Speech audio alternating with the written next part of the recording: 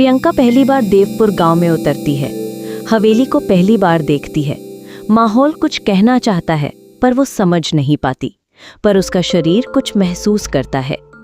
बस एक झटके के साथ रुकी। गियर की खरखराहट और धूल भरी हवा ने प्रियंका की सांसों को थोड़ा थमा दिया। उसने अपनी आंखें खोली। सामने एक टूटी फूटी कच्ची सड़क थी और एक जंग खाया बोर्ड जिस पर सिर्फ देवपुर का आधा नाम ही बचा था। प्रियंका ने बैग उठाया और एक गहरी सांस ली। दिल्ली के शोर से बिल्कुल उलट यहाँ सन्नाटा भी धीमे से रेंगता था। मैडम जी, ड्राइवर ने कहा, स्कूल की तरफ से जो रहने का इंतजाम हुआ है वो सामने वाली हवेली में है। गांव वाले उस ओर जाते नहीं, पर स्कूल वालों ने वहीं भेजा है, कमरा नंबर 3। प्रियंका ने देखा दूर एक अधूरी सी छत वाली हवेली खड़ी थी, जैसे समय ने उसे चाट लिया हो। दीवारों पर बेलें चढ़ी थी। एक खिड़की हिल रही थी, जैसे कोई उसे भीतर से देख रहा हो। ये हवेली? उसकी आवाज़ धीमी थी, जैसे खुद को भी न सुनानी हो। हाँ मैडम, पुरानी हवेली है। अब स्कूल वालों ने इसे गेस्ट रूम में बदल दिया है। कई सालों से खाली थी, अब फिर से खोली गई है। प्रियंका ने बेमन से सिर हिलाया। रास्ता ऊबड़ खाबड़ था, लेकिन हवेली के पास आते ही कुछ बदला, जैसे हवा भारी हो गई। हवा में मिट्टी नहीं, कुछ और था। पुराना पसीना, बासी गीला शरीर, जैसे कोई यहाँ लंबे समय तक बिना हिले पड़ा रहा हो। प्रियंका ने हाथ में पकड़े बैग को कस कर थामा। दरवाजा खुला नहीं, धीरे से चरमराया। अंदर अंधेरा नहीं था, लेकिन रोशनी ऐसी जैसे छिप कर देख रही हो। हॉल के बीचों बीच एक पुरानी लकड़ी की मेज और पीछे सीढ़ियां जो ऊपर जाती थी, बहुत धीमी सांसों के साथ। एक बूढ़ा आदमी खड़ा था, स्कूल का चौकीदार, नाम शंकरलाल। कमरा नंबर 3 आपकी ठहरने की जगह है, उसने कहा। ऊपर बाईं तरफ वाला। बाथरूम बाहर है, पानी सुबह मिलेगा। रात में ज्यादा घूमिए मत, कीड़े होते हैं। प्रियंका ने सिर हिलाया और सीढ़ियों की ओर बढ़ गई। हर स्टेप पर लकड़ी की आवाज, ची चू ची, जैसे सीढ़ियां शिकायत कर रही हूं कि कोई फिर चढ़ रहा है। कमरे का दरवाजा खुलते ही एक धीमी सी खुशबू मिली, गुलाब और सड़ी हुई लकड़ी का अजीब सा मेल। कमरे में पलंग था, उस पर एक चादर और तकिए पर हल्की सिलवट, जैसे किसी ने सिर रखा हो हाल ही में। प्रियंका ने गहरी सांस ली। उसने खिड़की खोली। बाहर खेत फैले थे और पेड़ों के पीछे डूबता सूरज, जो बस इतना कहता था कि अब रात शुरू होने वाली है। सीढ़ियां जैसे पुरानी यादें थीं। हर स्टेप पर एक कराह निकलती थी, ची चू ची। प्रियंका ऊपर पहुंची तो बाईं तरफ एक दरवाजा था, जिस पर पुराने अक्षरों में 3 लिखा था। पेंट झड़ चुका था, पर निशान अब भी था।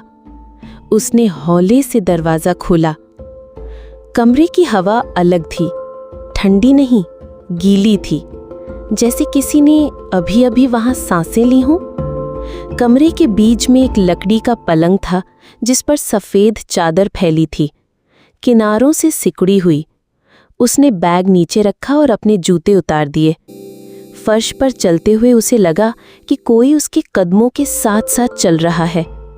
बिल्कुल पीछे से नंगे पैरों की आवाज, फिस फिस। प्रियंका ने रुककर पीछे देखा, कुछ नहीं। उसने बिस्तर पर हाथ रखा, चादर गर्म थी। उसका माथा सिकुड़ गया। ये कमरा तो बंद था, तो फिर? उसने खिड़की की ओर देखा, पर्दा झूल रहा था। हवा की कोई हलचल नहीं थी। फिर वो क्यों हिल रहा था? वो खिड़की तक गई, बाहर झांका। दूर खेतों में कोई हलचल नहीं, सिर्फ एक पेड़ था जिसकी टहनी हवा के बिना ही थरथरा रही थी।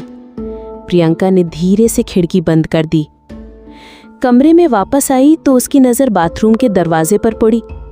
दरवाज़ा थोड़ा खुला था और अंदर से हल्की सी सीलन की बू आ रही थी। उसने आगे बढ़कर दरवाज़ा पूरा खोला। अंदर बस एक बाल्टी, मग और पुराना शीशा था। शीशे पर एक लकीर थी जो जैसे उंगलियों से खींची गई हो। प्रियंका ने शीशे में खुद को देखा, लेकिन कुछ अजीब था। उसकी परछाई के पीछे कोई दूसरी परछाई भी थी, जैसे कोई और खड़ा हो, बस धुंधला। उसने झट से मुड़कर पीछे देखा, कोई नहीं। शायद थक गई हूं, उसने खुद से कहा और वापस कमरे में आ गई। बिस्तर पर बैठते ही उसकी पीठ से एक हल्की सी गर्माहट उठी, जैसे बिस्तर ने उसे पहचान लिया हो। उसने चादर ओढ़ी और लेट गई। कमरे की दीवारों में जैसे कोई धीमा संगीत बज रहा था, कोई आह, कोई सांस, या फिर कोई इंतजार। सूरज ढल चुका था। कमरे की दीवारें अब गहरी स्याही जैसी लगने लगी थीं। प्रियंका ने खुद को झटका, थोड़ा नहा लूं, फिर कुछ बेहतर लगेगा। उसने टॉवल उठाया और बाथरूम की ओर बढ़ गई। सीढ़ियां चढ़ने जैसी आवाज नहीं थी अब, जैसे हवेली ने उसे पहचान लिया था। बाथरूम छोटा था, एक बल्ब जो टिमटिमा रहा था और कोनों में जमी काली सीलन। उसने दरवाजा बंद किया मगर लॉक नहीं किया। टॉवल टांगा, बाल्टी भरी और धीरे धीरे अपने कपड़े उतारे। हवा में नमी थी और कुछ और, एक अजीब सी गंध, कुछ पुराना, जैसे गीला बदन कई दिनों से सूखा ही ना हो। प्रियंका ने मग से पानी डाला और उसकी सांस रुक गई। कंधे के पीछे कुछ था, जैसे कोई उंगलियां छूकर हट गई हों। उसने झट से पीछे देखा, कोई नहीं, पर उसके शरीर पर रोंगटे खड़े हो गए थे और उस हिस्से पर जैसे अब भी कुछ ठहरा हुआ था। उसने मग फिर भरा और इस बार चेहरे पर डाला। पानी गिरते ही उसे फिर लगा जैसे किसी ने गर्दन की जड़ पर कुछ फूंका हो। उसकी आंखें बंद थीं, लेकिन होंठ खुद ब खुद थोड़ा खुल गए। एक धीमी सांस, जैसे कोई बहुत पास से बहुत धीरे बोल रहा हो, तुम आ गई हो। प्रियंका ने आंखें झट से खोलीं। बाथरूम के दरवाजे पर पानी टपक रहा था। किसी के गीले पैरों के निशान बाहर की ओर जाते दिखे, पर वो अंदर आई थी तो बाहर कौन गया? उसने टॉवल लपेटा और कांपती सांसों के साथ कमरे की ओर भागी। कमरे में पहुंची तो दरवाजा आधा खुला था। उसने दरवाजा बंद किया, कुंडी लगाई और दीवार से पीठ टिकाकर खड़ी रही। भीतर का डर अब सिर्फ मानसिक नहीं था, उसके शरीर पर अब भी किसी की उंगलियों का एहसास था और दिल की धड़कनें धीमी नहीं और तेज हो रही थीं। प्रियंका थकी हुई है, लेकिन नींद नहीं आ रही।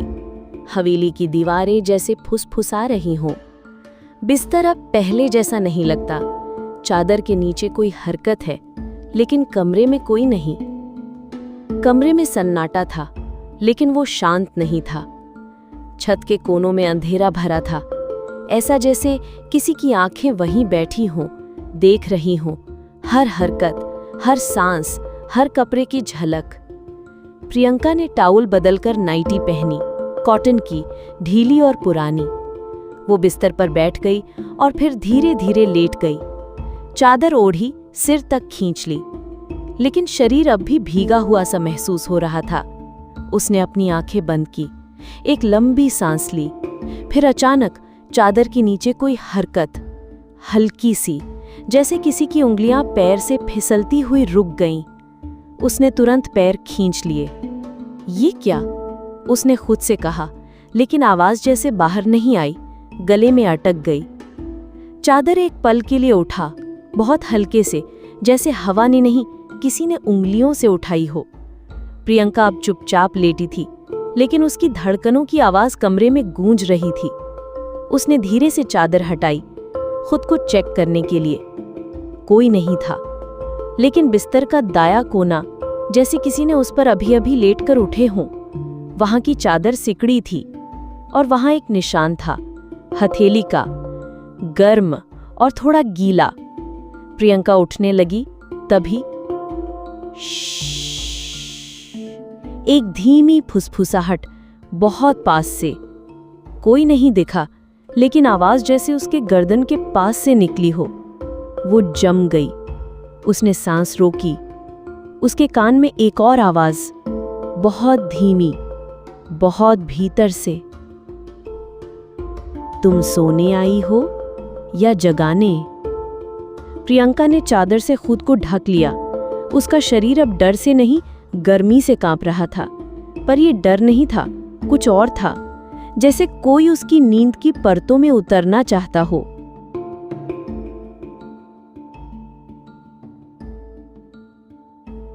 कमरे में घना सन्नाटा था। दीवार की घड़ी ने एक बार टक किया, ठीक 12। प्रियंका की आंखें अब भी बंद थीं, लेकिन उसका माथा पसीने से भीग चुका था। चादर अब गले तक थी, लेकिन उसके नीचे की गर्मी अजीब थी, जैसे बिस्तर खुद धड़क रहा हो। फिर एक हल्की हरकत, जैसे किसी का वजन उसके पलंग पर हल्का सा बढ़ा हो। प्रियंका ने पलकों के नीचे से देखने की कोशिश की। कुछ नहीं दिखा, लेकिन उसकी गर्दन के पास की हवा बदल चुकी थी, थोड़ी भारी, थोड़ी गर्म, थोड़ी सांस जैसी। फिर बालों में एक उंगली जैसी सरसराहट, धीरे धीरे एक लट को छूती हुई, कान के पीछे जाती हुई। प्रियंका की सांसें अब तेज थीं, लेकिन उसने खुद को रोका। ये सपना है, ये सपना है, उसके मन में आवाज गूंज रही थी, पर उसका शरीर कुछ और कह रहा था। गर्दन से नीचे कुछ सरकता हुआ गया, एक एहसास, गीली सांसों जैसा। फिर छाती पर हल्का दबाव, धीमा, ठहरता हुआ, जैसे कोई उसकी धड़कनों को गिन रहा हो।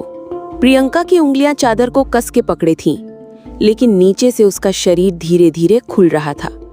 नाइटी का कपड़ा धीरे धीरे चढ़ रहा था, बिना किसी हाथ के, जैसे कपड़ा खुद सरक रहा हो या कोई उसकी त्वचा को खोज रहा हो।